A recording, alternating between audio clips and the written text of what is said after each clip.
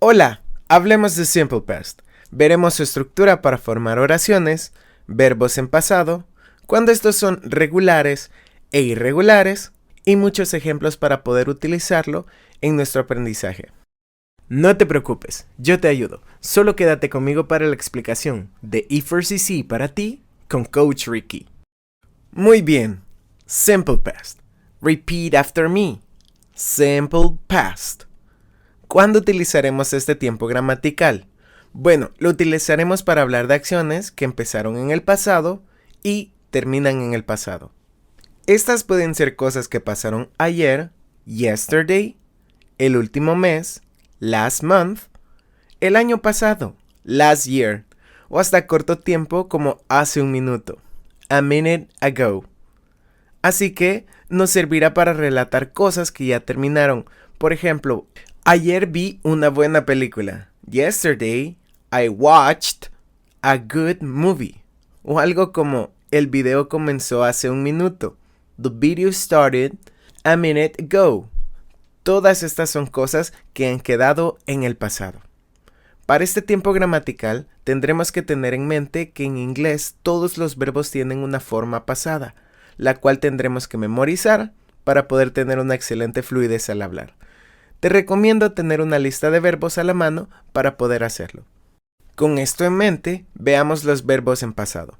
Tenemos dos tipos de verbos en pasado, verbos regulares e irregulares. Te lo explicaré de una manera muy simple. Todos los verbos regulares terminan con las letras ed, mientras que los irregulares algunas veces cambian de forma y otras veces no cambian en absoluto.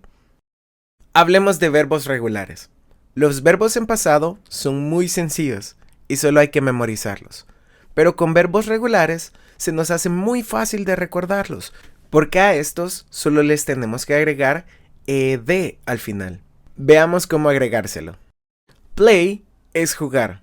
Entonces, solo falta agregar ed para convertirlo en un verbo en pasado.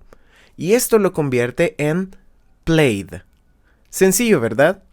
Solo agregas ed al verbo y ahora está en su forma pasada. Así que para decir la semana pasada jugué soccer, diré last week I played soccer. Ahora te enseñaré una lista de verbos a las cuales le agregaremos ed. Por ejemplo, tenemos acá work. Se convierte en worked. Learn, learned. Wait, waited. Like, liked. Study, studied. Stop, stopped. Y así de sencillo convertimos un verbo regular a pasado. Quiero que veas la segunda columna. Como habrás notado, efectivamente hemos agregado ed de una manera un poco distinta que a los demás verbos. Te explicaré un poco de ello. Primero, si el verbo ya termina en una letra e, como lo es like, solo agregaremos una letra d. Segunda regla. Cuando el verbo termina en una letra consonante y una y, reemplazaremos la y por una i latina y agregaremos ed. Y por último, si tenemos una palabra de una sola sílaba que no termina en x, como lo es stop, que terminen en consonante, vocal, consonante, solo duplica la última consonante. Y luego agrega ed. ¡Excelente! Ahora ya sabes utilizar los verbos regulares en pasado. Mi consejo es memorizar cuantos verbos puedas y tener muy presentes las reglas para tener una excelente gramática al escribir. Ahora hablemos de los verbos irregulares. Este tipo de verbo se caracteriza por cambiar o no cambiar totalmente de forma. Como ejemplo rápido, veamos el verbo eat, comer, y su forma en presente es muy reconocida, pero cuando hablamos del verbo en pasado, cambia totalmente. Eat se convierte en ate. Así que para decir ayer comí en tu casa, sería yesterday I ate in your house. el verbo cambia a su forma pasada para poder ser usado en la oración. Veamos más ejemplos de verbos irregulares. Go se convierte en went. Drive se convierte en drove. Take, took. Y put no cambia, mantiene su forma. Put. Hit tampoco cambia, queda hit. Acá tenemos una excepción que es bueno aclarar. Read no cambia su escritura en pasado, pero se pronuncia read. Así que podría decir, last week I read a book. Y lo que variaría acá sería solo la pronunciación del verbo. Como puedes ver, los verbos irregulares pueden cambiar o no cambiar. Así que también memorízalos de tu lista de verbos para poder usarlos correctamente. Ahora, veamos un poco de estructura y veamos cómo formar oraciones para hablar acerca del pasado.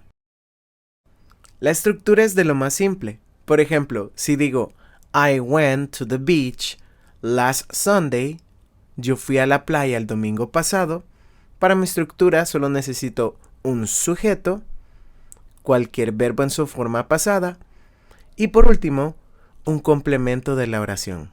Y de esa manera estaré hablando de cosas que ya terminaron. Ahora hagamos oraciones negativas. ¿Cómo hablar de acciones que no terminaron? Sencillo. Haremos uso de un auxiliar. Como sabrás, los auxiliares no significan nada en la oración. Solo son indicadores, como el signo de interrogación o admiración en una oración. Nuestro auxiliar será did. Y ya que did nos indicará que estamos hablando de pasado simple, no modificaremos al verbo cuando lo utilicemos en oraciones. Por ejemplo, I did not go to the party last night. No fui a la fiesta la noche pasada. Así que tenemos un subject, el auxiliar para pasado, la palabra not para negar, y esta vez tendremos el verbo en su forma presente, ya que nuestro indicador de pasado, did, está en la oración.